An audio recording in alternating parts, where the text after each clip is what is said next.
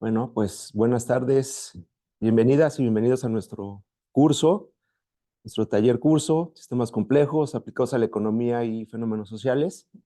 Esta es la cuarta sesión, es referente al módulo 2. Vamos a ver una introducción a sistemas dinámicos discretos, grupos en diferencia, autómatas celulares, principalmente. Y bueno, pues iniciamos nuestra sesión con el doctor Edgar, que nos va a hablar sobre sistemas dinámicos discretos. Adelante. Gracias, Gus. Bueno, pues buenas tardes a los que se encuentran a distancia y también aquí los presentes. Y bueno, pues vamos a empezar. Eh, Vamos a recordar un poco lo que vimos la sesión anterior.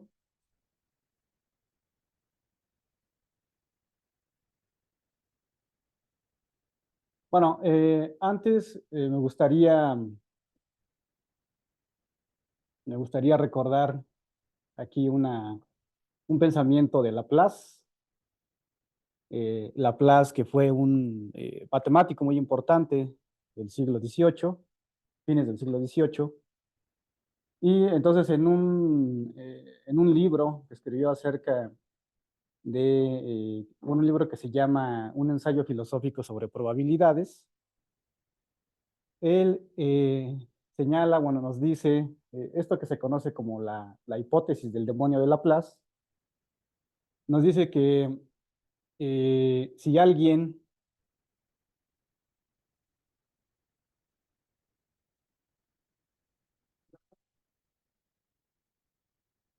por favor. Ahí está. Ah, muy bueno. Ok. Entonces, bueno, nos dice que si alguien, y se refiere a este demonio, si alguien supiera la ubicación precisa y momento de cada átomo en el universo, sus valores pasados y futuros, para cualquier tiempo dado, serían deducibles de esos datos. Es decir, podrían ser calculados de las leyes de la mecánica clásica. Bueno, entonces este pensamiento expresa lo que fue el predominio del determinismo, esto que hemos ido señalando y que es una característica de lo que nosotros en la primera sesión llamamos la ciencia tradicional, ¿no? El paradigma de la ciencia tradicional. Entonces, básicamente lo que nos está diciendo aquí con este pensamiento Laplace es que digamos que en principio se puede predecir, ¿no? Los fenómenos son predecibles. Y que, bueno, en dado caso de que no se puedan predecir, bueno, eso ya es un problema de información, ¿no? Es un problema pues, que no contamos con toda la información, pero que en principio sí es posible que los fenómenos sean predecibles. Bueno, entonces es precisamente eso de lo que vamos a tratar hoy. Entonces, bueno, vamos a ver el contenido de la sesión de hoy. Es una introducción a sistemas dinámicos discretos. Vamos a trabajar con el crecimiento logístico, el mapeo logístico, y vamos a ver sus características, sus propiedades, cómo se comporta. Y vamos después a realizar una actividad en R. Y finalmente, pues vamos a plantear algunas conclusiones. Bien, entonces vamos a empezar. Bueno, voy a retomar este cuadro que fue también el que se presentó en la exposición anterior con Joaquín. Entonces, para ubicar en dónde el tema que vamos a desarrollar hoy, dónde nos vamos a ubicar. Entonces, en la sesión anterior vimos cómo se desarrollan modelos donde se supone que el tiempo es continuo. Y entonces aquí la herramienta que se utiliza pues son ecuaciones diferenciales, ¿no? Se plantean en sistemas de ecuaciones diferenciales, lineales y no lineales. En el caso que nosotros vimos, pues vimos tanto lineales como no lineales, en el ejemplo del crecimiento poblacional. Después vimos un ejemplo con Richard Goodwin, que es sobre el ciclo económico, donde pues ahí tenemos un sistema de ecuaciones diferenciales no lineales, ¿no? Bueno, pero todo esto es en tiempo continuo. Esto quiere decir que el tiempo adopta valores en los números reales, y entonces pues es pues un espacio, un conjunto de números que son continuos. Es decir, no hay un espacio que separe a un número de otro número. En cualquier punto que nosotros nos ubiquemos dentro del espacio de los números reales, vamos a encontrar que hay un número, ¿no? Bueno, entonces eso es tiempo continuo. Y veíamos ahí, pues, que es un enfoque de arriba hacia abajo, y pues se inscribe dentro del determinismo, y pues lo que se busca es construir un modelo que nos ayude a predecir el comportamiento de los fenómenos. Pero veíamos también que bajo ciertas condiciones y bajo valores para los parámetros o ciertos parámetros, veíamos que encontrábamos un comportamiento que era caótico, ¿no? Estos atractores extraños que aparecían ahí en el caso, por ejemplo, del atractor de Lorentz y también en el caso del modelo de Rosler, donde ahí aparecían este tipo de comportamientos, donde pues no eran ni puntos de equilibrio como se esperaba, ¿no? Como se esperaba dentro de los modelos deterministas. Bueno, entonces ahora lo que vamos a ver es, digamos, se plantea el mismo problema, es decir, construir un modelo más adecuado que ayude a predecir el comportamiento de los fenómenos, pero ahora se supone, o vamos a partir de la idea de que trabajamos con variables de los fenómenos que aparecen en tiempo discreto. ¿Sí? Tiempo discreto. ¿Qué significa eso? Voy a ponerles un ejemplo muy sencillo. Vamos a suponer que queremos construir un modelo que describa el crecimiento económico de un país. Y entonces tomo como una de las variables, pues tomo el PIB, el Producto Interno Bruto, y tomo valores, tomo los valores en cómo está medido, cómo está el dato proporcionado por las oficinas de datos, ¿no? En este caso, en el caso de México, INEGI, que es el que hace el cálculo del PIB. Pero ahí vemos que el PIB aparece, es un dato que se registra en unidades de tiempo discreto, es decir, cada 3 meses, ¿no? De manera trimestral o anual. Y entonces ahí vemos que, por ejemplo, podemos tener una serie de datos. Imagínense que sea trimestral, ¿no?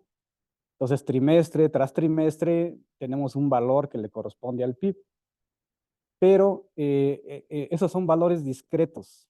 Son valores discretos porque no sabemos, por ejemplo, cuál es el valor del PIB entre un trimestre y el otro. Ajá. Sino que solamente conocemos los valores del PIB por cada trimestre. ¿Sí? Es decir, que hay una distancia, hay una separación entre un valor y otro. Eso significa que son valores discretos. Bueno, entonces, ahora sí.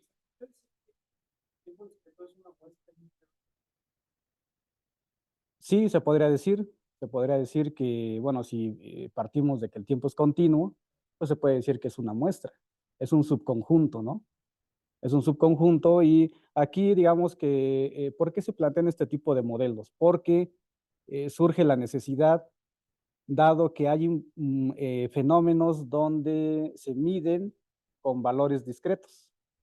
Entonces, la idea es encontrar un modelo más adecuado con el fin de predecir ese tipo de fenómenos. Ajá. Ese es el propósito, digamos, a fin de cuentas. Elaborar un modelo que nos permita que sea más adecuado para para la predicción de fenómenos donde las variables, pues vamos a encontrar información, datos de esas variables, pero en tiempo discreto. Ajá. Es decir, responde a un problema metodológico, por decirlo así, un problema metodológico en la modelación de los fenómenos.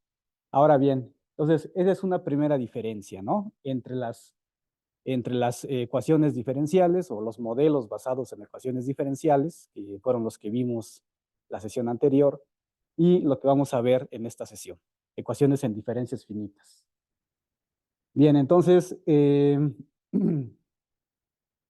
también, sin embargo, pues comparten estos dos tipos de modelación, comparten la idea de que pues, lo que se busca es un modelo que sirva para predecir. Eso lo comparte. Y también comparten el enfoque, porque el enfoque es de arriba hacia abajo. Es un enfoque top-down.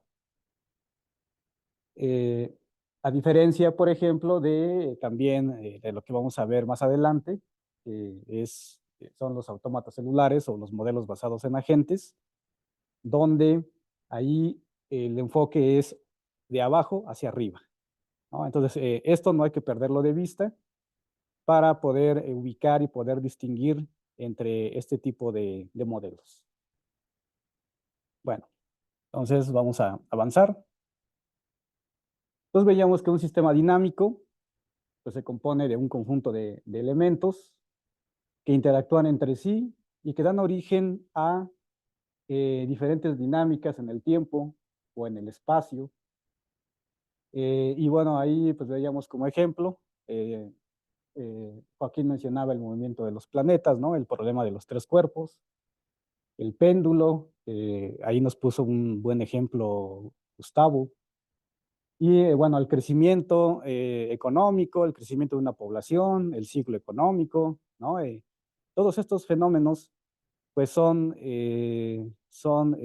representados a través de ecuaciones con el fin, y aquí bueno lo recalco, con el fin eh, con el fin de describir el mecanismo y con base en eso hacer predicciones. Esto simplemente para recordar, ¿no? Un poco lo que veíamos. Y bueno, vamos a retomar el problema del crecimiento poblacional. Entonces, veíamos que en el área de la biología matemática se plantean construir modelos que nos ayuden a describir el crecimiento de una población, y aquí estamos hablando de donde los elementos de esa población podemos ubicarlos en diferentes escalas, ¿no? Podemos hablar de crecimiento de bacterias, por ejemplo, crecimiento de especies, crecimiento económico, bueno, crecimiento económico o la población que forma parte de un país, de una economía, o como veíamos en el modelo de Lotka-Volterra, el modelo de depredador-presa, ¿no? Veíamos que podemos ver allí la interacción entre dos poblaciones como zorros y conejos. Bueno, entonces ahí es donde se han planteado estos problemas a partir de hipótesis y con base en esas hipótesis se va construyendo el modelo. Bueno, entonces aquí lo que hay que rescatar es que pues siempre encontramos que hay muchos factores o una diversidad de factores por los cuales pues se puede dar o se da el crecimiento poblacional, ¿no? Hay estos modelos que nosotros vimos en la sesión anterior, pues son modelos sencillos porque consideran algunos factores, pero pues están abstrayendo o están dejando de lado otros factores, ¿no? Importantes que pueden o que intervienen en la dinámica del crecimiento poblacional. Entonces, bueno, el objetivo pues es construir estos modelos, ¿no? Ya lo había mencionado, con el propósito de encontrar un modelo que nos ayude a predecir. Bien, entonces, el punto de partida de un modelo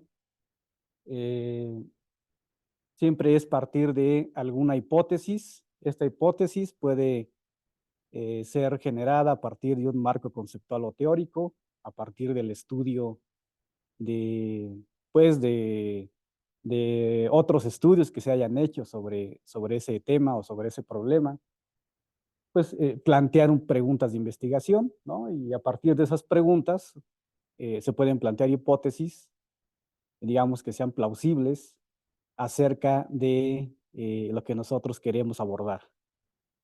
Y una vez que se plantean las hipótesis, aquí es muy importante, digamos, tener claridad en las hipótesis y con base en esas hipótesis ya tener los elementos, ¿no? Para poder construir un modelo que nos esté representando esa hipótesis. Bueno, entonces nosotros partíamos de la hipótesis de Malthus de la sesión pasada. Pues es una, digamos, dentro de los modelos de crecimiento poblacional, pues la hipótesis, digamos, más sencilla, ¿no? Lo que simplemente nos está diciendo es que, pues que resulta razonable esperar que el crecimiento de una población se dé eh, en función de el crecimiento de ella misma, pero de manera proporcional, ¿no? Es decir, que crezca la población, digamos que la población en el siguiente instante crezca con base en la población anterior, pero proporcionalmente, ¿no? Con base en una proporción. Entonces, esa es una manera de formular esta hipótesis de Malthus. Pero hay que notar aquí que, por ejemplo, no aparecen otros factores que puede ser, por ejemplo, el entorno, la capacidad de carga, esto que veíamos en la sesión anterior.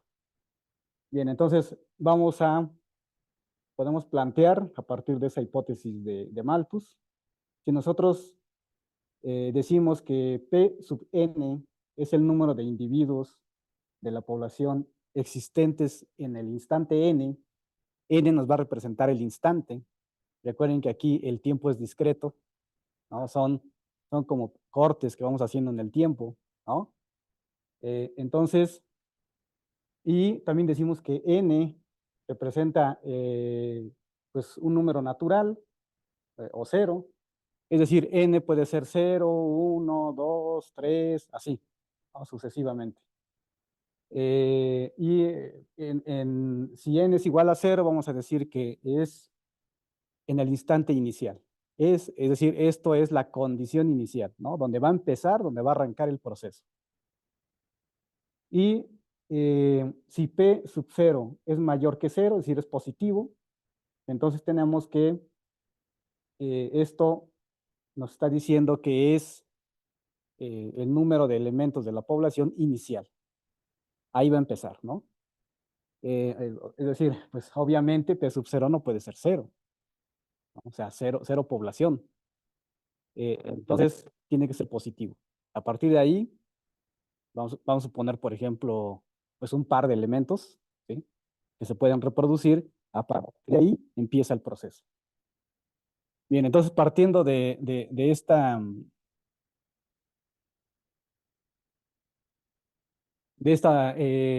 nomenclatura, entonces podemos establecer lo siguiente, ¿no? Podemos decir que la población P sub n más 1, lo que nos está diciendo es que la población en el siguiente instante del tiempo, ¿sí?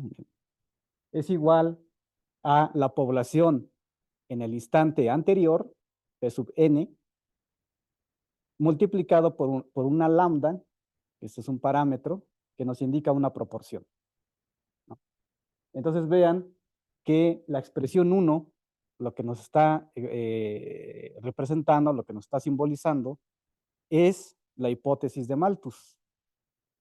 Esa es la hipótesis de Malthus. Entonces, lo que estamos observando ahí es una ecuación en diferencias finitas, ¿no? Es una ecuación en diferencias finitas.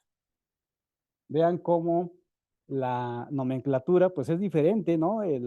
Los símbolos que utilizamos son diferentes a los que vimos en la sesión anterior con las ecuaciones diferenciales, donde utilizábamos derivadas, ¿no? Aquí se plantea así, esto es una ecuación en diferencias, Y entonces, ¿cómo se soluciona una ecuación en diferencias de este tipo? Bueno, hay un método que es un método iterativo. Y bueno, ¿en qué consiste el método iterativo? Consiste en, bueno, partir de un valor inicial, en este caso de un valor que corresponde a la población inicial, P sub 0, y que es la población inicial. Le damos un valor. Claro, aquí también tenemos que conocer el valor de lambda, de este parámetro. Y entonces introducimos ese valor a la ecuación, ese valor inicial, y obtenemos el valor de la población en el siguiente instante. Ajá. Ahora, ya que obtuve el siguiente momento, entonces vuelvo a introducir ese valor en la ecuación, evalúo la función y obtengo el siguiente. Y así sucesivamente, ¿no? ¿Qué es lo que vamos a obtener? Vamos a obtener una sucesión de valores que van a ser una solución particular de esta ecuación en diferencias, dado el valor de la condición inicial, ¿no? Y dado el valor de lambda. Entonces, esa es la manera en cómo, bueno, este método se llama método iterativo, ¿sí? O sea, vamos introduciendo el valor calculado para calcular el siguiente y así sucesivamente. Bueno, entonces esto está representado abajo. Ahí observamos cómo para calcular el valor de P sub 1, lo hacemos con el valor de inicial P sub 0 por lambda. Para calcular el valor de P sub 2, lo hacemos con el valor, introduciendo el valor de P sub 1 por lambda y así sucesivamente, ¿no? Si generalizamos este proceso, vamos a obtener la solución, ¿no? La solución general de esta ecuación en diferencias, que es la que aparece aquí abajo. Entonces tenemos P sub n es igual a lambda a la n por P sub 0. Esa sería la solución general. Entonces, en una solución general vamos a tener un conjunto de sucesiones particulares dados los valores específicos de la condición inicial. Sí, tenemos toda una familia, ¿no? De soluciones que podemos obtener dado el valor de cada condición inicial. ¿Sí? Entonces, bueno, esto es importante señalarlo. Bueno, entonces ahí tenemos ya nuestra solución. Y bueno, ya que tenemos la solución, podemos explorar qué es lo que está pasando con esta población que crece según la hipótesis de Malthus. Tenemos tres posibilidades, ¿no? Si el parámetro lambda es mayor que 1, entonces vemos que la población va creciendo y tiende a infinito. Ajá, tiende a infinito. Es decir, cada vez va aumentando y puede ir aumentando hasta de manera indefinida. En el segundo caso vemos que si lambda está entre 0 y 1, imagínense por ejemplo lambda igual a 1 medio, entonces la población tiende a 0, ¿sí? Siempre y cuando n tienda a infinito, ¿no? Es decir, n va creciendo, 1, 2, 3, 4, 5, así, va creciendo sucesivamente. Cuando pasa eso, entonces vemos que la población tiende a 0, ¿no? En el tercer caso, cuando lambda es igual a 1, lo que tenemos es que la población es igual a la población inicial, ¿no? Es igual a la población inicial. Y aquí lo vemos, ¿no? Si lambda esto fuera 1, pues la población es igual a la población inicial. ¿Sí? Es, digamos, un caso muy sencillo. Bien, entonces vamos a ver un ejemplo muy sencillo, que incluso ustedes lo podrían reproducir, incluso hasta utilizando calculadora, ¿no? ¿Qué pasaría si lambda es igual a 2? Vamos a suponer que que vale 2, y la población inicial, pues es igual a 2, ¿no? Es decir, empezamos con 2 elementos de la población. Entonces la pregunta sería, ¿cómo evolucionaría esta población? Y vamos a ver cómo sería. Bueno, entonces ahí tenemos, tenemos cómo evolucionaría, ¿no? Sí, aquí la población inicial debería ser 2, ¿no? Debería ser 2. Y el valor de lambda, que es esta tasa de crecimiento o esta proporción, también es 2. Y entonces lo que tenemos tendría, es decir, si nosotros vamos iterando con este proceso que les mencioné, introducimos primero el valor de la población inicial, ¿no? Que es 2. Sustituimos con la solución, con la ecuación de la solución. Entonces aquí cuando n es igual a 0, tendremos que la población es igual a 2.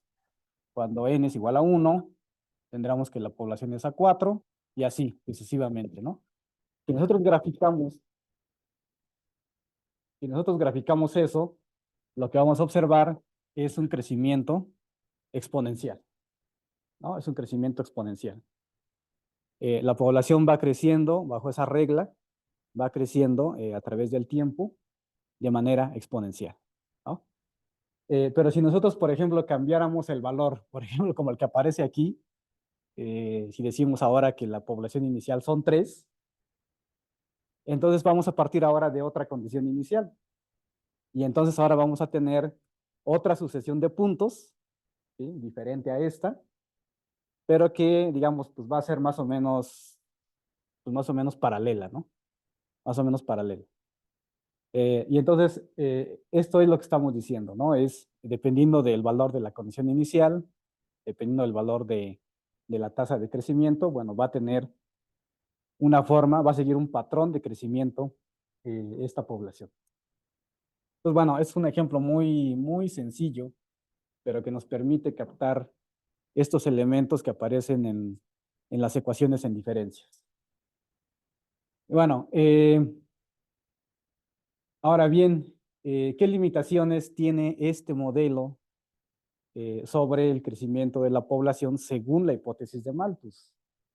Eso también ya lo vimos en la sesión anterior y veíamos que pues una limitación importante es que no está tomando en cuenta las limitaciones del entorno. Ajá. Sino que pues, aquí solamente vemos que la regla de crecimiento está en función del propio crecimiento poblacional.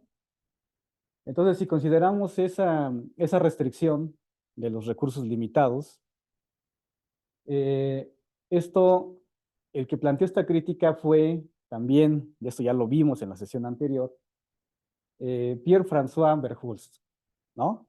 Él observó que esto faltaba considerar en el modelo de Malthus, y entonces él lo agregó, ¿no? Y entonces agrega otra hipótesis, donde incorpora precisamente esta restricción del entorno. Entonces, aquí es importante observar cómo se va construyendo un modelo. O sea, podemos partir una hipótesis muy sencilla, lo representamos con nuestra ecuación o nuestro sistema de ecuaciones, y después podemos ir agregando otra hipótesis, y eso nos va a llevar a plantear o a modificar nuestra ecuación original, y así sucesivamente, ¿no? Esa es la manera en cómo, digamos, es el método, la manera en cómo se va construyendo un modelo. Y aquí están las hipótesis, ¿no? Observen que la primera hipótesis corresponde a la hipótesis original de Malthus. Es la misma. La está recuperando Verhulst. La segunda es la parte que ya se refiere, la que ya está tomando en cuenta los recursos limitados, ¿no? Aquí ya nos dice que si la población es demasiado grande, entonces se agotarán todos los recursos y la población entera morirá en la próxima generación. Esa ya es la hipótesis que le agregó él considerando el entorno. Bien, entonces, nuevamente, como lo hicimos en el caso del modelo de Malthus, podemos esto representarlo de la siguiente manera, ¿no? Si n es el número máximo de individuos y pues nuevamente definimos a P sub n como el número de individuos de la población o tamaño de la población y n que nos representa el tiempo mayor o igual que 0. Entonces, entonces tenemos estos dos escenarios, ¿no? Si la población o el tamaño de la población P sub n es mayor que n, es decir, es mayor que el número máximo que puede haber dado el entorno, entonces el tamaño de la población P sub n empieza a decrecer.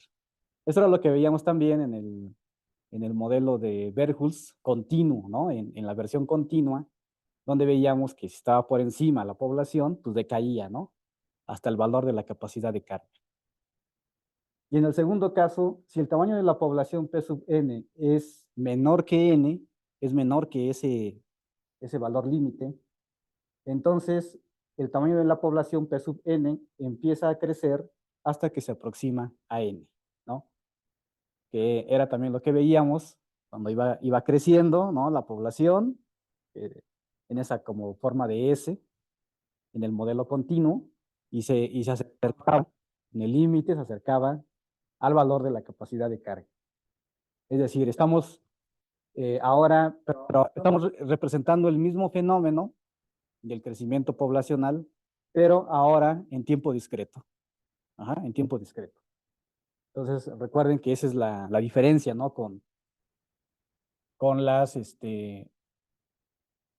con las ecuaciones diferenciales. Bueno, entonces, la solución sería esta. La expresión 3 nos está indicando cómo sería ese crecimiento, ¿no? Observamos ahí que la población, si nosotros queremos saber la población en el siguiente instante, en el n+1, ¿sí? La regla para saber eso es que el valor de lambda de esta tasa está multiplicada por la población anterior, lo cual recupera, ahí está, vean, ahí está la hipótesis de Malthus, en esta parte aparece la hipótesis de Malthus, multiplicado por 1 menos el tamaño de la población P sub n sobre n, ¿no? Entonces, donde n, bueno, también se le conoce como el parámetro de aniquilación, así se le llama porque en el caso en que la población, el tamaño de la población P sub n sea mayor, es decir, esté por encima de ese valor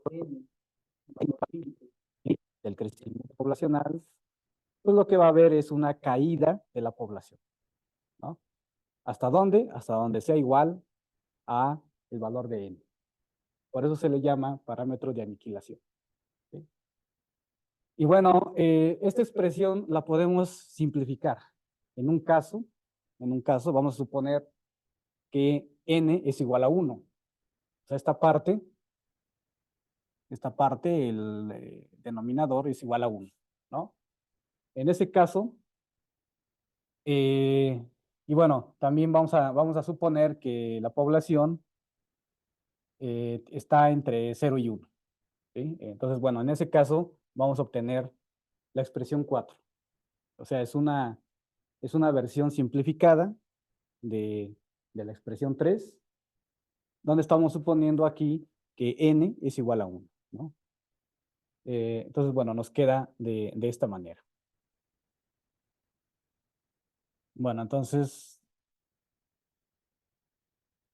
bien, entonces, aquí vamos a ver, vamos a revisar cuál fue el aporte de Robert May.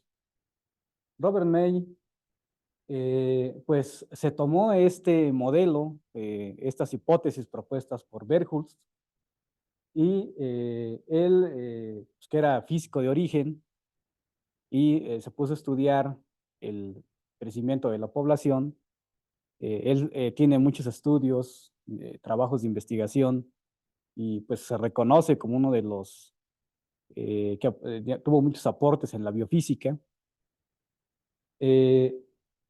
Entonces él buscaba encontrar un modelo, digamos, vamos a llamarlo así, sencillo, ¿no? Un modelo sencillo donde pudiera predecir, que sirviera para predecir el tamaño de la población en el siguiente instante. ¿Sí? Entonces parte de, utiliza estas hipótesis de Verhulst y entonces va construyendo su modelo, ¿no? Eh, entonces vean, aquí tenemos del lado derecho, ustedes recordarán, esa forma de S alargada que veíamos en el modelo continuo, ¿no? Este comportamiento corresponde a la ecuación diferencial, a la ecuación logística, que estaba en tiempo continuo. Y, y esta imagen, la que está con fluctuaciones, corresponde al modelo, pero en la versión discreta. O sea, aquí tenemos una ecuación diferencial y aquí tenemos una ecuación en diferencias. ¿Sí? Entonces, eso fue lo que, entonces Robert May se puso a hacer pues varias pruebas, varios experimentos y va a encontrar comportamientos muy interesantes. Comportamientos muy interesantes que pues encuentra que hay un comportamiento, hay bifurcaciones, hay caos en estos comportamientos para el valor de lambda, cuando lambda adopta ciertos valores, ¿no? Entonces, y debido a estos experimentos, en un famoso artículo que escribió en 1976, pues se le reconoce como pues, el padre del caos, ¿no? Uno de los pioneros estudiosos que va a descubrir este tipo de comportamientos. Bueno, entonces vamos a... Entonces, May se percató de que la ecuación logística, ¿sí? Describía adecuadamente la dinámica de una población, pero para ciertos valores de lambda. Cuando él se puso a experimentar y a irle cambiando los valores de lambda, encontró que pues había otro tipo de comportamientos, ¿no? Y ahí está su aporte. Entonces, en algunos casos, ¿cuáles son el tipo de soluciones? Así como vimos que en las ecuaciones diferenciales hay soluciones que son puntos de equilibrio, atractores, ¿no? Que hay también trayectorias cerradas, ciclos límite. Aquí vamos a encontrar que hay posiciones de equilibrio, pues en general dos comportamientos, ¿no? Posiciones de equilibrio, o sea, puntos de equilibrio, o trayectorias que son periódicas, es decir, son fluctuantes, son fluctuaciones. Pero él lo que encuentra es que hay un tercer comportamiento, ¿sí? Un tercer comportamiento donde hay bifurcaciones, hay caos, y aparecen comportamientos que son pues una gran diversidad de comportamientos dinámicos, ¿no? Que los vamos a ver y un poquito más adelante ustedes bueno, ya casi ustedes van a realizar el ejercicio. ¿Ok? Bueno, entonces, precisamente, ¿no? Vamos a ver, bueno, vamos a hacer el ejercicio para que ustedes mismos vayan haciendo el experimento, reproducir el experimento que hizo Robert May, para que vayan viendo los comportamientos que él mismo también observó. Sí, Adelante, Gus. gracias, Edgar. En el Classroom les dejamos unos archivos. ¿Ya los bajaron?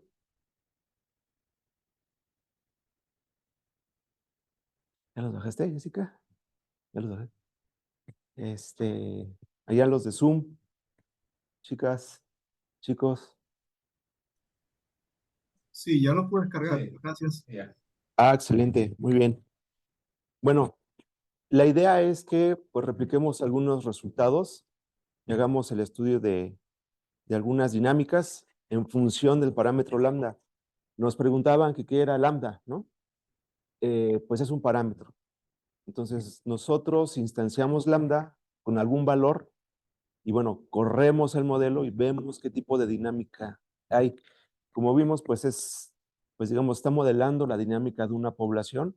Robert May, pues era un biólogo matemático y quería, pues, digamos, ver cómo eran las poblaciones de ciertos insectos.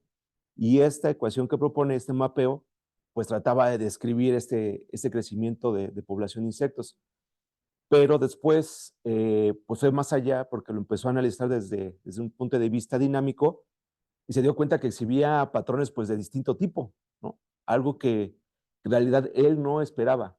Y entonces ya se fue más por el análisis matemático de esta ecuación, ¿ok?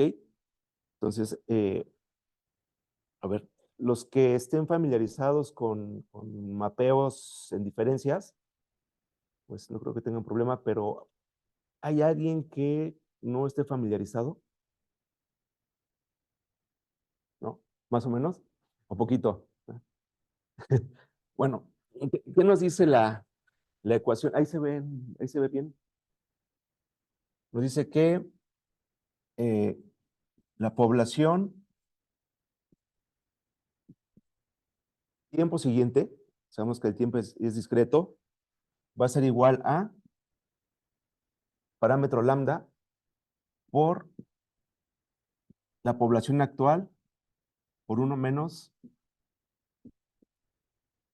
PT, ¿no? O sea que es el valor de la población actual que tengo, eso es el cálculo, y entonces, ¿qué me da? Pues la población al tiempo siguiente, ¿ok? Hasta ahí todos bien. Entonces, ¿qué es lo que quiero hacer? Pues construir una gráfica en función del tiempo, que me diga cómo va cambiando la población. Eso ya lo vimos anteriormente en la clase pasada. Entonces, aquí tengo el tiempo, y aquí tengo la población. Entonces, puedo parametrizar cómo va creciendo la población. ¿Yo qué necesito? Pues ya lo como te mencionaba Edgar, ¿no? Una población inicial, P0. En el tiempo 1, pues, ¿qué hago? Pues pongo aquí mi población, por ejemplo, este vale 2, este vale 2, no sé, según sus parámetros, y me da el tiempo siguiente, supongamos que acá, ¿no? Y entonces, me desfasé un poquito. Y, Perdón, Gus, ¿estás ¿estás? explicando sobre algo?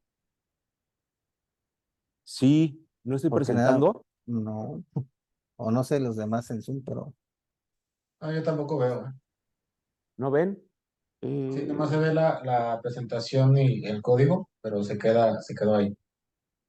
A ver, Es que apareces en otra pantalla, pero si estás explicando bien, se ve cuando estás exponiendo en el pizarrón. ¿sí se ve? Sí, sí se ve cuando O, estás exponiendo en el pizarrón. o pues será desde que aquí tienen no. el modo de...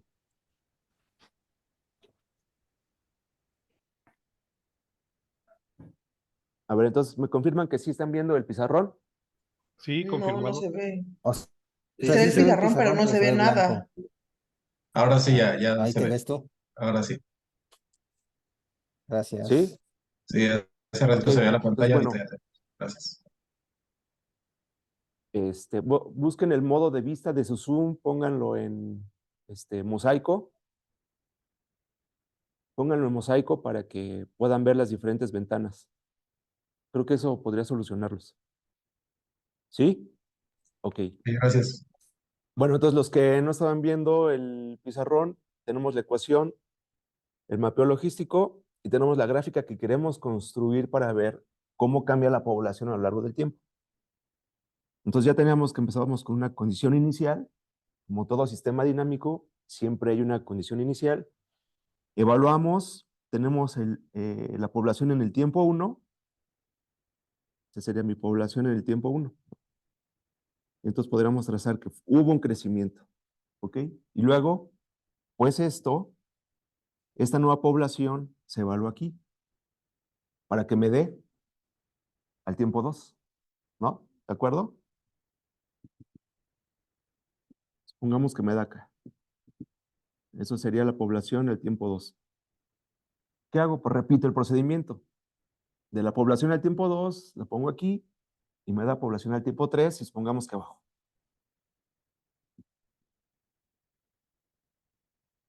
Entonces, bueno, dependiendo cómo sea la dinámica, esto me va diciendo cómo cambia la población a lo largo del tiempo. ¿Estamos hasta ahí? Bueno, entonces, pues nosotros ya les hicimos la tarea de programar esto en R, entonces va a ser mucho más sencillo. ¿Qué necesitamos? Pues necesitamos la población inicial y parámetro lambda, ¿no? Para poder crear todo esto. ¿Están de acuerdo?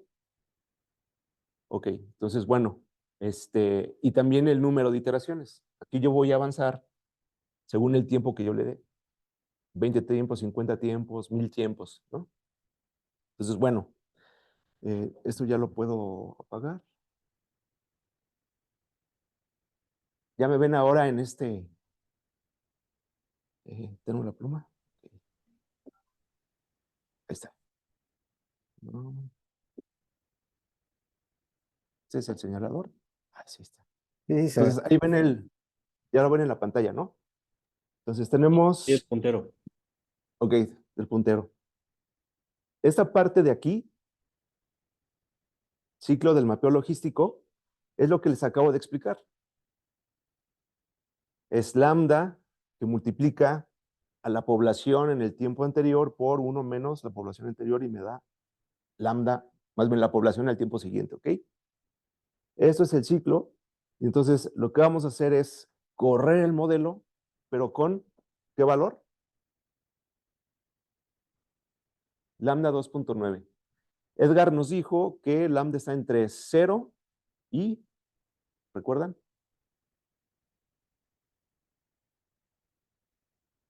4, ¿no? Ahí vive el parámetro lambda. Siempre deben de estar conscientes de dónde es el rango de variación de sus parámetros, ¿ok?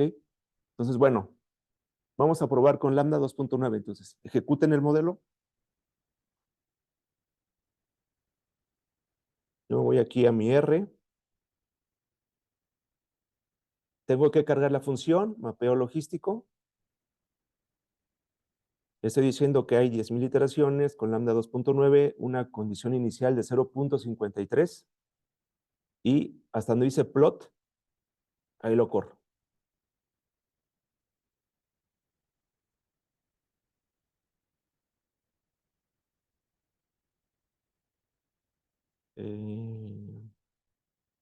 No corrió la primera. ¿Usted sí?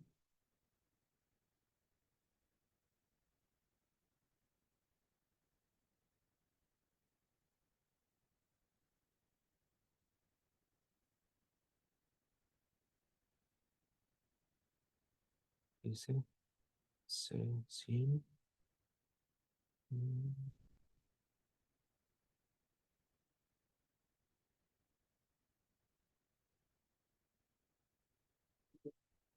¿Ya les corrió a ustedes?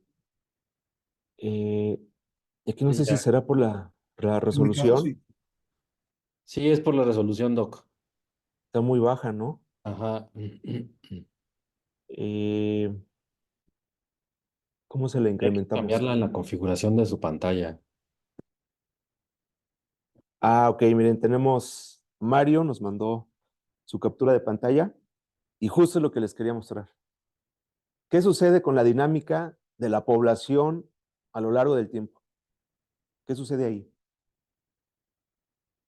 Los datos son discretos, son los que son las bolitas y solamente estoy uniendo por puntos, ¿no? ¿Para qué? Pues para visualizar de mejor forma. ¿Qué pasa con la población?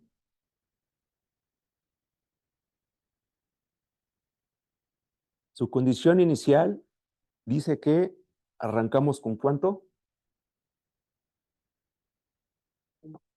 0. ¿Qué le pusieron? 0.58. Entonces estamos aquí, ¿no? Y de ahí empieza a... ¿Qué sucede?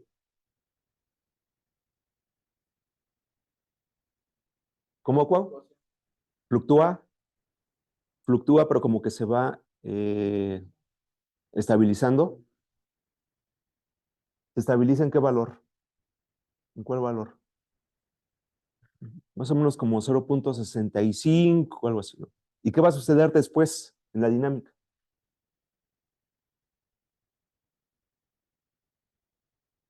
Pues decimos que converge a ese valor. Porque después de esto, ¿qué sucede? Pues va a estar en ese valor, ¿no? Ok. Entonces, prueben otros parámetros de lambda, parámetros de lambda. Sabemos que lambda está entre 0 y 4.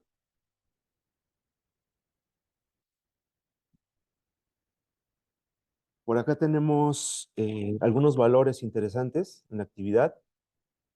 Aquí en la parte de arriba dice 2.9.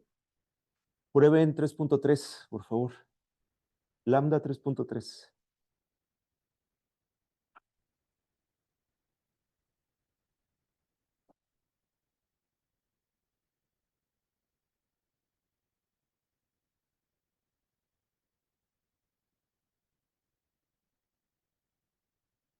¿Flota?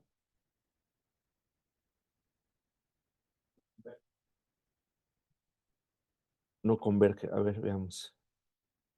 Eh,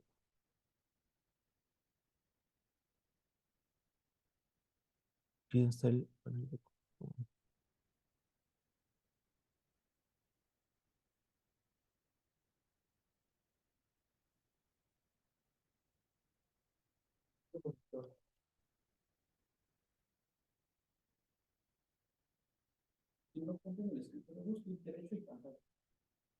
A ver,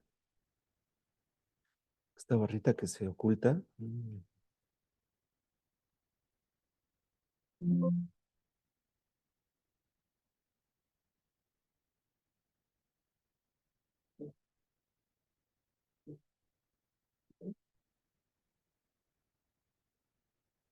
Creo que esa ventana flotante no.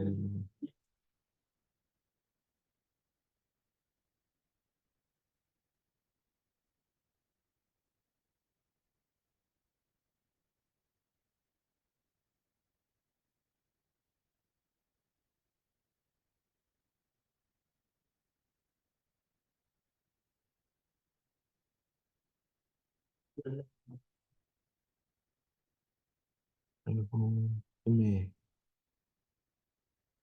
creo que está cargado a algo.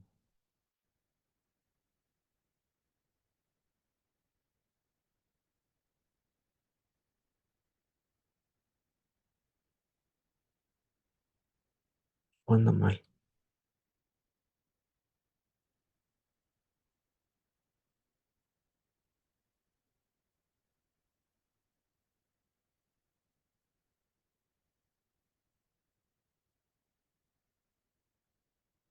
Algo quedó cargado de antes.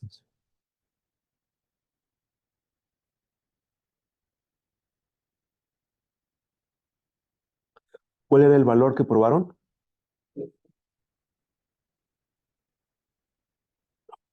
De lambda 3.3. 3.3. Ok. ¿Qué sucede con la dinámica? Muy distinta. Pero ¿qué sucede? Ya no converge, entonces, ¿qué sucede? ¿Está qué? Oscila. Exacto. Entonces, de 2.9 subimos a 3.3 y la dinámica cambia totalmente. Ahora está oscilando. ¿Qué pasa con el siguiente? 3.58.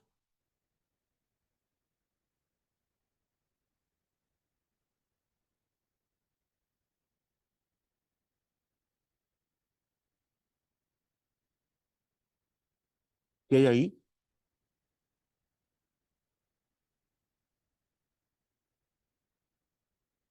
¿Converge?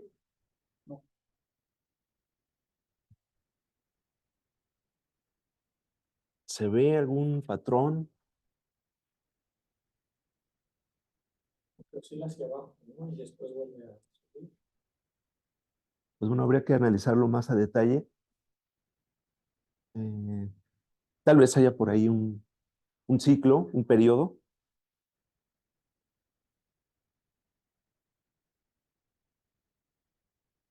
Tres punto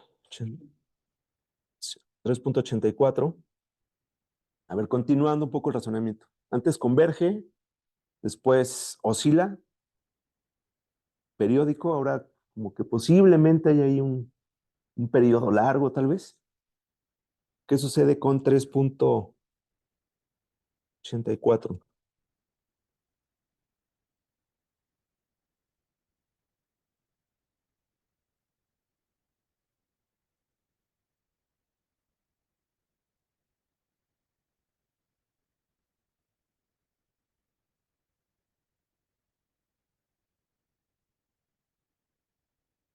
¿Qué hay ahí?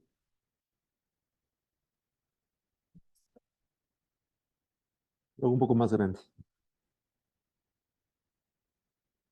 Pues de aquí sube a este punto, luego sube al de arriba, luego baja.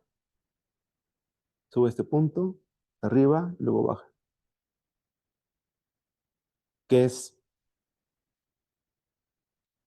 Aleatorio, converge, periódico, Pues periódico.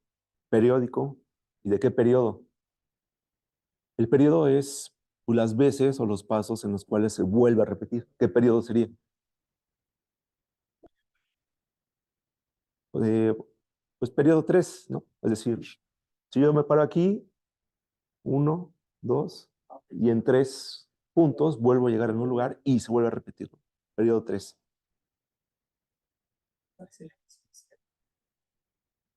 El inicial es el 0.53.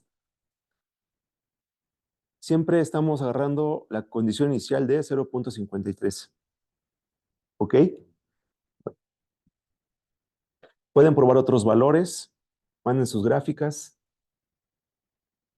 Dice Omar, 10,000 iteraciones. Bueno, pues sí, son muchas, porque nada más estamos visualizando 100 por el tamaño de la... eh,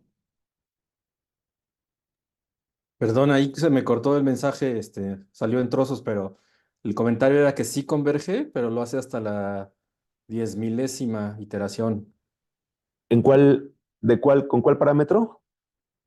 con la lambda de 3.58.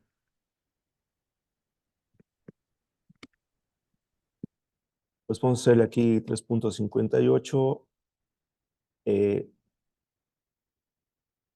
¿Son cuántos? 100,000. 10,000. 9,500 al 10,000.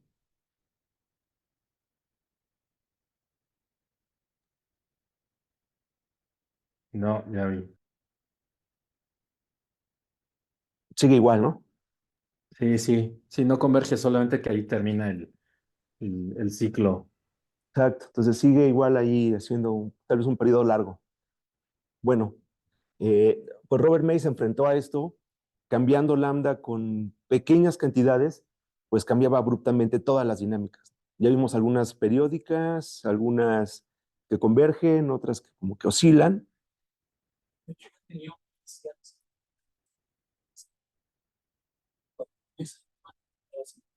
Condición inicial 0.58, es decir, vamos a arrancar por acá. Ah, no, 0.58 y va a arrancar.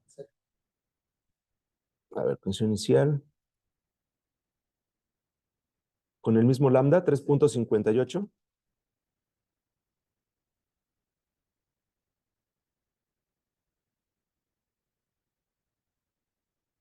Pues tenemos ahí una misma dinámica. Ok.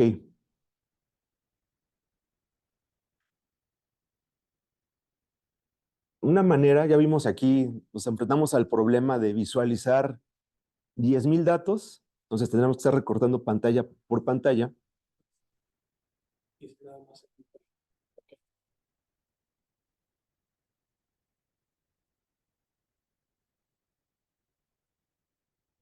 Ya después Tres. se estabiliza, como dices, pero en un inicio oscila muchísimo. Sí, sí. Ah, eso es al inicio, ¿no? Ya sale eso, ya después. Ah, ok, muy bien. Sí, esa es buena observación. Eh, Hay un método, se llama método de, pues digamos, iteraciones gráficas, en el cual podemos cargar toda esta información en un mapa, en una gráfica. Entonces, vayamos a la parte 2, interpretación geométrica de las iteraciones. Y les quiero explicar cómo es a ver si pueden ver el pizarrón.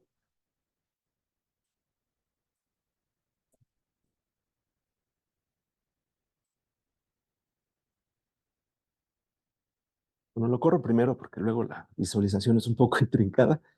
Eh, Vamos a la actividad 2, parte 2. Iniciamos con el parámetro 2.9 lambda.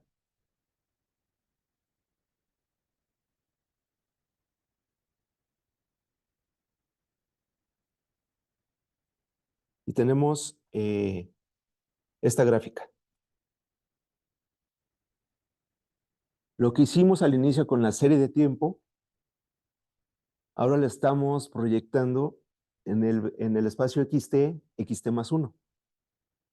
Entonces, vamos a ver cómo funciona esto. Está.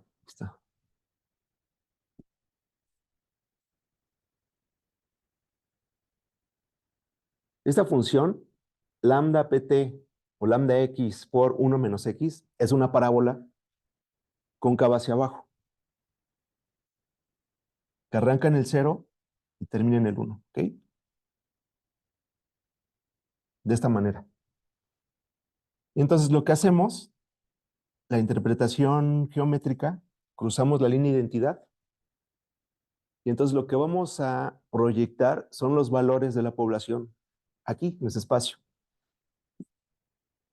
Entonces tenemos la población inicial, P0.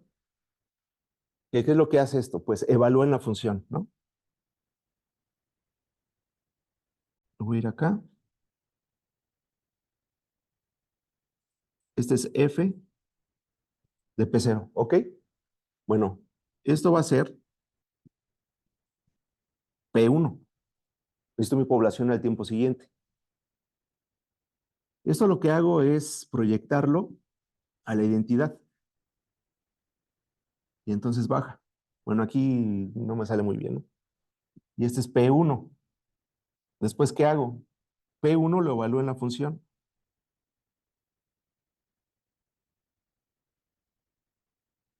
Y ya tengo F de P1 que va a ser igual a P2.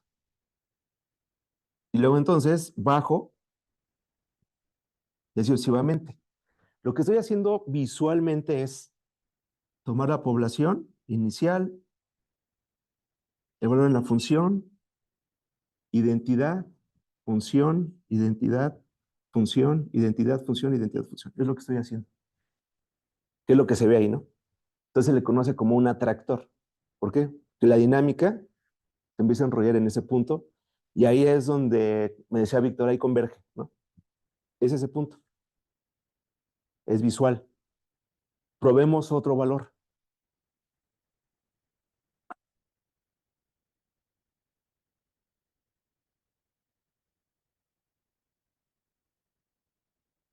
$3.3.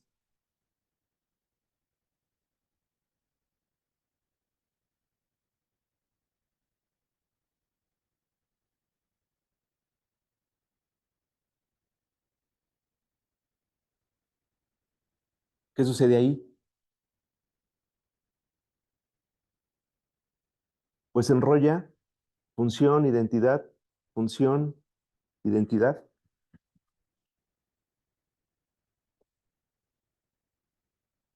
¿No?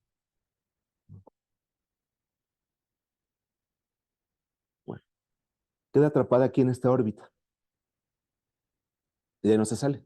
Es la órbita de periodo 3 que veíamos, ¿no? Probemos otro.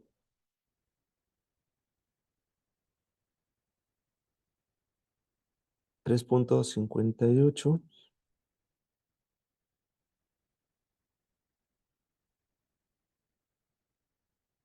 Y luego prueban con 4.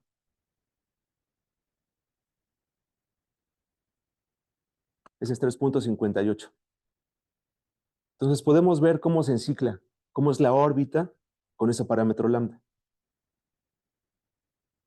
Ahora a ver, háganlo con 4, que es el parámetro final.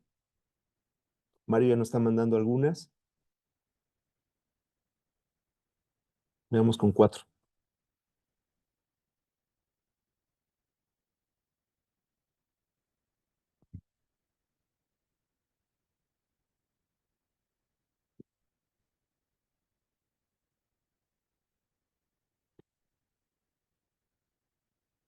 ¿Qué sucede con esa órbita? Aquí tenemos la condición inicial. Y arranca, ¿no? Función, identidad, función, identidad, función, identidad, función, identidad. ¿Sí? Entonces anda pues bailando por todo el espacio, ¿no? Pues Robert May estuvo explorando todos estos parámetros de lambda y él menciona que, bueno, aquí en parámetro lambda igual a 4 son dinámicas caóticas. Aquí hay caos, caos determinista. ¿Qué propiedades tiene el caos? Lo estábamos viendo la clase pasada. Hay una en especial, ¿no?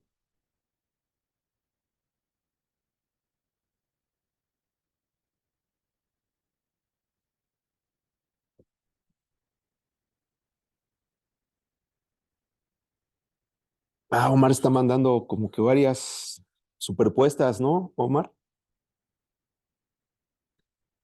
Eso fue No con sé. la lambda 4, doctor. Está raro que te haya salido aquí estos quiebres. Está medio raro. Ese me sale. A ver. ¿Saben qué? Tienen que inicializar los vectores de almacenaje, o sea, los que están al inicio. Si no, quedan guardados datos anteriores. O sea, si línea X, línea Y, porque a lo mejor está agarrando datos de corridas anteriores y entonces ya se enciman y ya no sabemos. Puede ser que no es línea. ¿El caos no es lineal? No, no es lineal. No es Tiene lineal. razón, se comporta. Ya sé cómo. Ah, qué bien, ok, ok. Tiene propiedades no lineales. Ok. ¿Se acuerdan de la sensibilidad a las condiciones iniciales? ¿Qué significaba eso?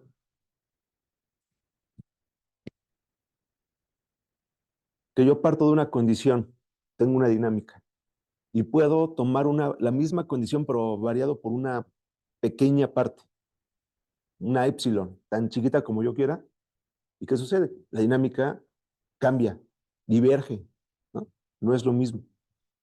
Si fuera lineal, pues, se comportaría como de la misma forma. Esas distancias no podrían variar.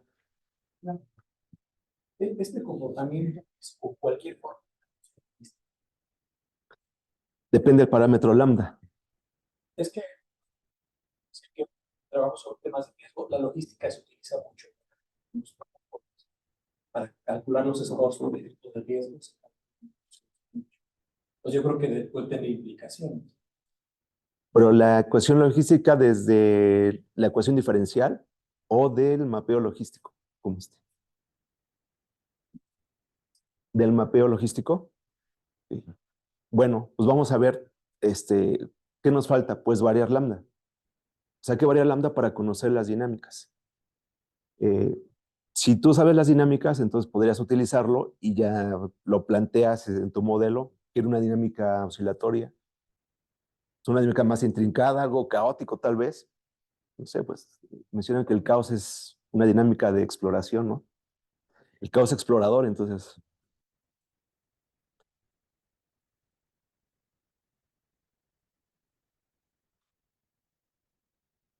La parte 3, veamos lo de la sensibilidad a las condiciones iniciales.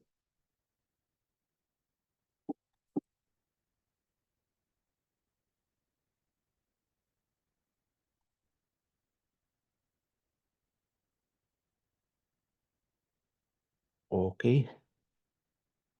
Edgar, tenemos la parte de la estabilidad de los puntos de equilibrio. Y luego vamos a la sensibilidad. Es el borrador. Y vas a ver.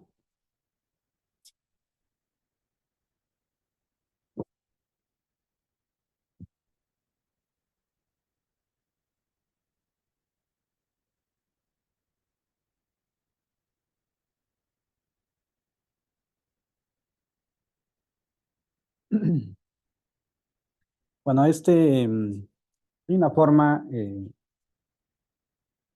digamos, un método para poder estudiar de una ecuación en diferencias, así semejante a lo que vimos con ecuaciones diferenciales, para ver para ver cómo son las soluciones, si son puntos fijos, si son soluciones periódicas, y bueno, y qué tipo de puntos fijos son, ¿no? Si son estables, si son inestables, si son caóticos. Entonces, para eso, bueno, lo primero que hay que hacer es encontrar los puntos de equilibrio, ¿no? de la ecuación. Eso es lo primero. Entonces, eh, para encontrar los puntos de equilibrio,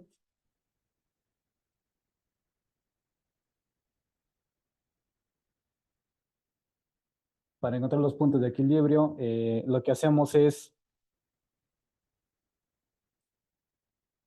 tenemos que poner la función igual a la identidad, ¿sí? Y ahí entonces vamos a encontrar los valores de estos puntos fijos.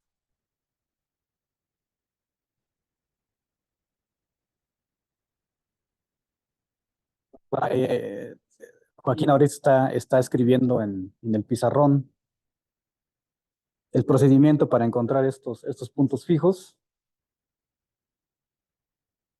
Aquí vemos que el primer punto fijo es P sub 0 igual a 0. Ahí es donde tenemos el origen. El origen, ese es un primer punto fijo, ¿no?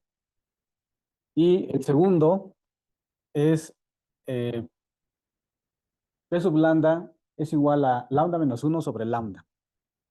Ese punto fijo es el que observábamos donde para algunos valores de lambda los valores tenían convergencia, ¿no? Observábamos que se enredaba en ese valor y había convergencia hacia ese punto. Esto que ustedes vieron de manera gráfica. Entonces, ya una vez que aquí tenemos el procedimiento, ¿no? El primer caso.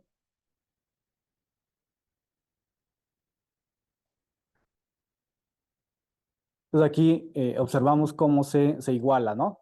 Se iguala a la función.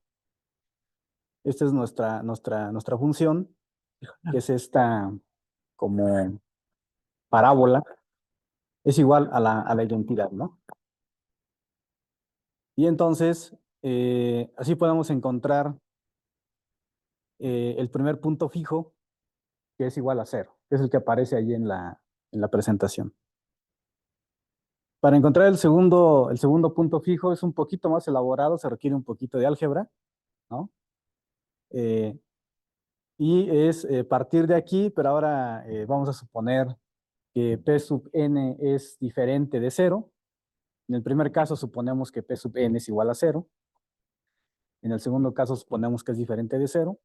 Y simplemente con algunos pasos algebraicos y después despejando, encontramos el valor del segundo punto fijo.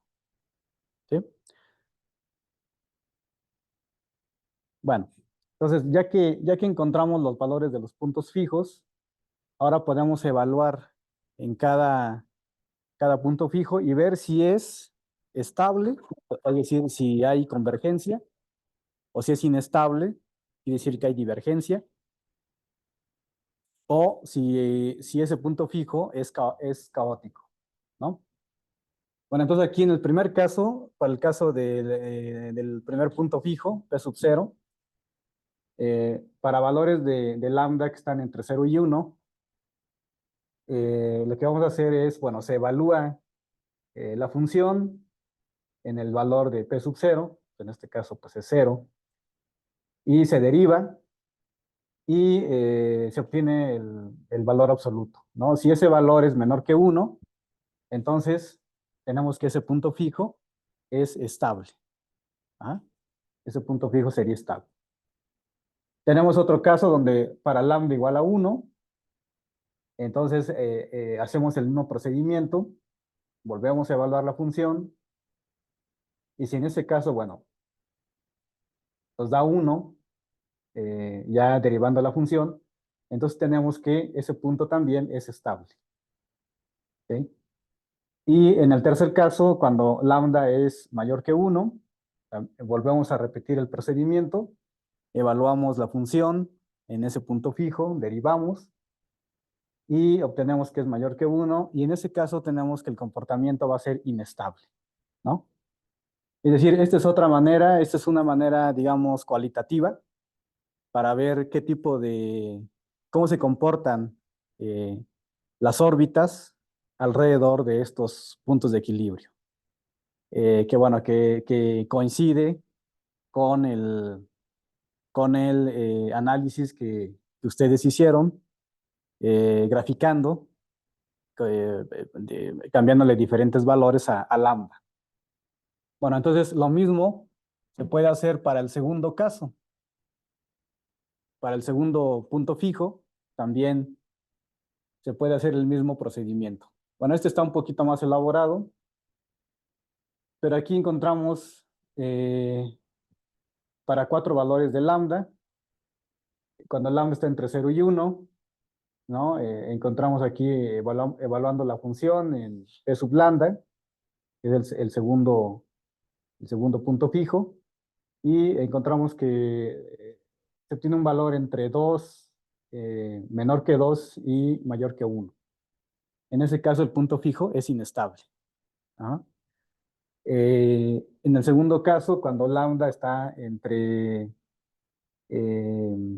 mayor que 1, pero menor que 2, entonces también vamos a encontrar, evaluando la derivada de la función en ese punto fijo, vamos a encontrar que está entre 0 y 1. En ese caso, vemos que es estable, ¿no? Este caso corresponde cuando observaron que hay convergencia. O sea, se va enredando y converge a punto. Ahora, al tercer caso, fíjense cómo vamos aumentando el valor de lambda, ¿no? Aquí está lambda entre 2 y 3. Y aquí vamos a encontrar, evaluando la función, calculando la derivada de la función, vamos a encontrar que hay estabilidad, ¿no? Para ese caso de lambda. Y en el último caso, pues que está entre 3 y 4, ustedes ahí experimentaron con el valor de lambda igual a 4, que es donde aparece la parte caótica, ¿no? Si lambda fuera 4, dado que lambda pues puede ser menor que 4, pero también puede ser 4, vamos a encontrar que ahí hay inestabilidad, ¿no? Esa inestabilidad pues corresponde a eso que ustedes observaron como comportamiento caótico.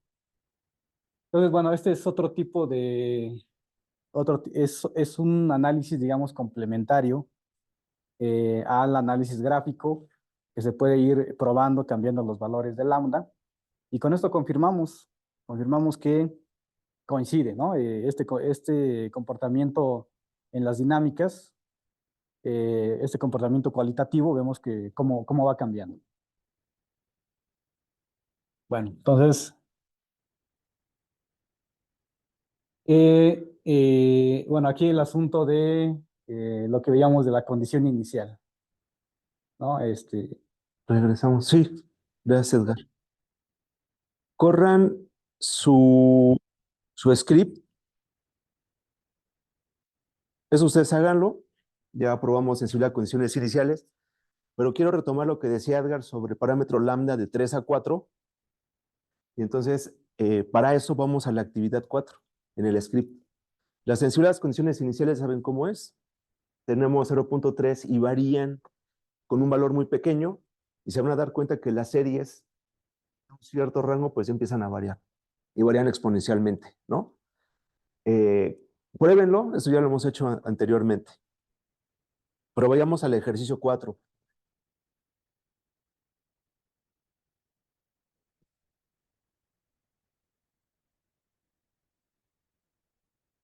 Lo que vamos a hacer es correr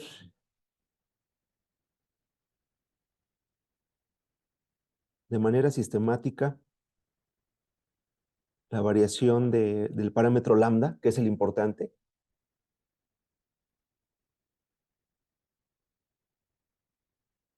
A lo mejor va a tardar un poco. ¿Por qué?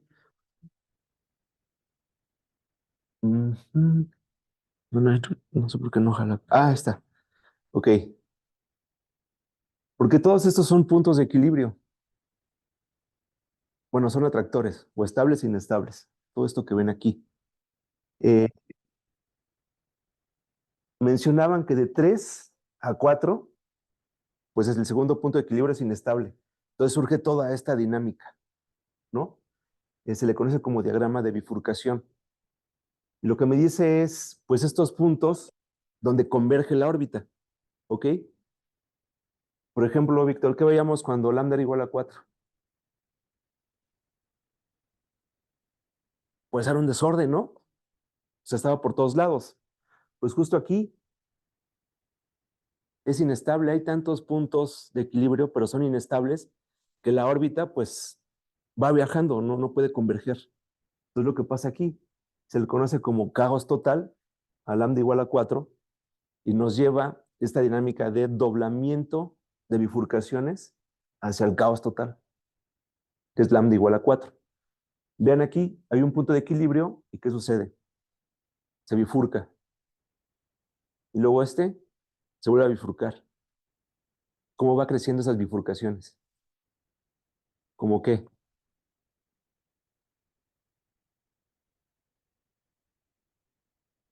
Como 2 a la n, ¿no? Pero vamos a llegar aquí a una ventana caótica, es decir, esto no va creciendo 2 a la n siempre, sino que llegamos aquí a unas franjas como blancas, no sé si lo aprecian, y ahí llega, digamos, a 2 a la n cuando n tiende a infinito, y entonces la dinámica cambia. Son esas ventanas que se les conoce ventanas caóticas. Y entonces, por ejemplo, este serían el doblamiento de bifurcación 3 por 2 a la n. Van creciendo en esa magnitud, ¿no? Aquí. Entonces, a ver, hagan un zoom de 3 a 4. Muevan los parámetros.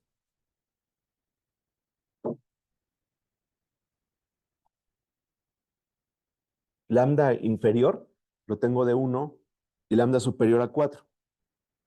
Quiero nada más correr el modelo, bueno, este script de 3 a 4.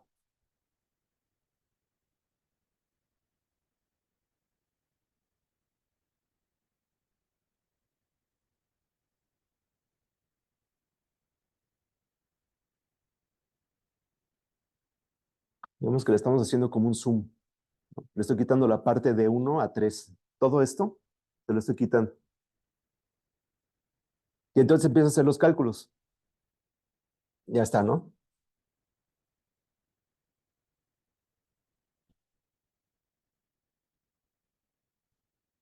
Entonces, bueno, aquí ya se ve un poquito más a detalle. Ahí está. Estamos como estirando, haciendo un zoom, y ven aquí cómo surgen estas ventanas. Es decir, la progresión del parámetro lambda no quiere decir que va a ir doblando el periodo o va a ser algo predecible. Más bien, todo esto es impredecible. No podemos saber lo que va a pasar allá. Tenemos que hacer los cálculos, tenemos que ejecutar el modelo. No podemos encontrar aquí una regla de evolución. ¿Están de acuerdo? Y, bueno, además nos enfrentamos a un modelo que es determinista. No hay aleatoriedad aquí. ¿Están de acuerdo? Entonces, a ver, díganme, si es un modelo determinista, ¿por qué no podemos predecir? No hay aleatoriedad. No, perdón, no se supone que pues es determinista, pero en las condiciones iniciales, ¿no? Pero no sé si eso influye en que no podamos hacer estas inferencias de resultados por el caos, ¿no? Por las mismas principios caóticos. Muy bien, entonces, mencionas, pues las condiciones iniciales, esas son deterministas, o sea, están dadas, pero dadas condiciones iniciales y el modelo, no podemos saber lo que va a suceder a futuro. ¿Qué tenemos que hacer? Correr, evolucionarlo, ¿no? Y esto, pues, es el resumen de la dinámica de todas las lambdas, ¿no? Entonces, si buscan en internet van a encontrar figuras muy bonitas del diagrama de bifurcación de este tipo y se van a encontrar con qué es un fractal. ¿Qué es un fractal? Una estructura que se repite a varias escalas y tiene propiedades de autosemejanza, ¿no? Ya sea temporal o en estructura también, ¿no? Pues bueno, pues estas partes de aquí, si yo le doy un zoom, pues es un diagrama de bifurcación, como que estaba corriendo totalmente. Y vean la escala en la que estoy, de 380 a 385. Y así podemos encontrar otros. Por eso se dice que es fractal. ¿Ok? Bueno, este modelo, bueno, tiene muchas particularidades sorprendentes. Otra es que, pues la relación de las ventanas que surgen, estas se llaman ventanas caóticas. Esto cuando pareciera como que hay un rompimiento de fase, bueno, otra vez vuelven a surgir. Hay una relación que se le llama lo descubrió Feigenbaum, un matemático, y es la relación entre la distancia que hay de una ventana a otra. Entonces se preserva esa constante. Bueno, aquí pueden hacer un zoom de 3.84 a 3.86 de la escala de tarea, como dice aquí, para que vean qué es lo que sucede, ¿no? Ya tienen ahí los rangos de lambda, entonces lo pueden hacer. Y esa es la relación que hay de la constante de Feynman. Es la distancia que hay entre cada una de las bifurcaciones que se presentan. De la bifurcación que aparece en n, entre n más 1 y n más 2, tenemos esta relación y siempre es constante, siempre permanece. Aunque esto es muy intrincado, es fractal, siempre hay pues algunas regularidades que podemos encontrar.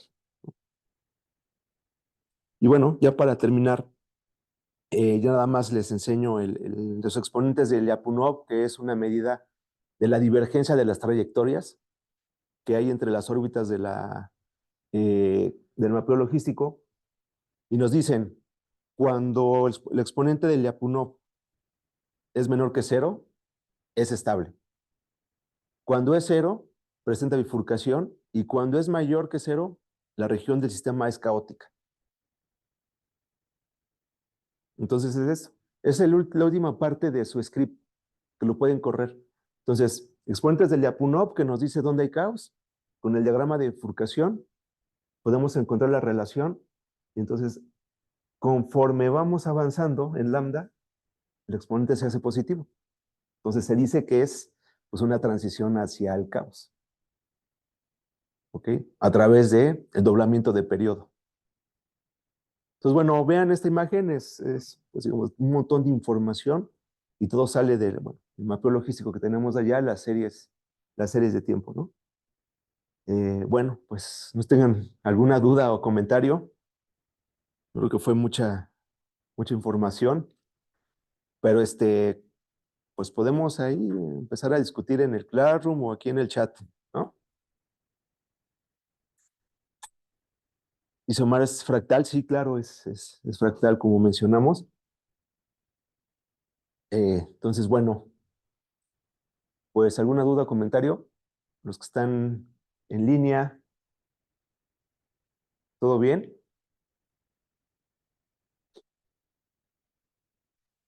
La situación es que cuando analizan sistemas complejos, hay sistemas que sí ven este tipo de estructuras, ¿no? Esas bifurcaciones. Entonces, bueno, este es un modelo muy sencillo, pero se pueden enfrentar a este tipo de dinámicas. Muy bien.